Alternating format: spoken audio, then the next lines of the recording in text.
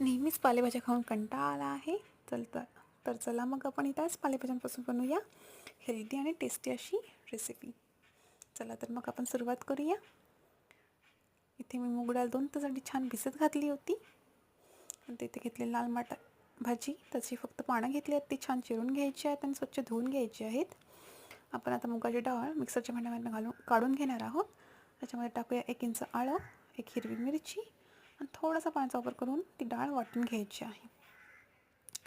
आता आपण त्या भाजीमध्ये टाकूया 1 चिरलेला कांदा, कोथिंबीर, ओवा, त्यानंतर हिंग, जिरे पावडर, हळदी, थोडंसं लाल तिखट, चवीपुरतं मीठ, थोडीशी कसुरी मेथी आणि वाटलेली डाळ.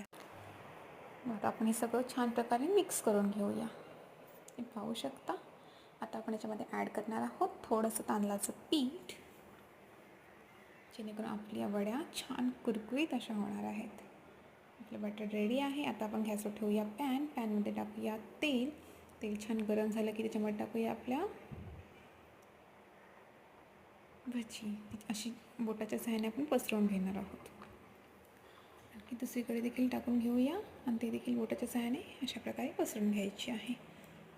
एक आपण सगळ्या वडे आपण पसरवून टाकणार आहोत भजीचं बॅटर आणि देणार आहोत झाकण.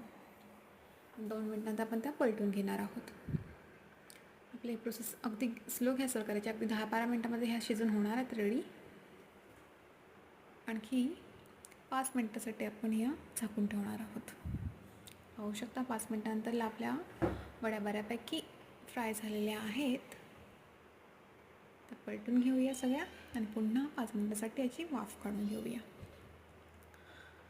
पाहू शकता आपल्या वड्या गोल्डन झालेल्या, अशा प्रकारे गोल्डन वरच्या होतपर्यंत आपल्या वड्या भाजून घ्यायच्या आहेत. नंतर आपण त्या टिश्यू पेपर काढून घेऊया. अशाच प्रकारे आपण बाकीच्या वड्या देखील तळून घेणार आहोत. त्याच पद्धतीमध्ये तुम्ही देखील नक्कीच ट्राय करा. ही इझी अँड टेस्टी रेसिपी तुम्हाला देखील नक्कीच आवडेल.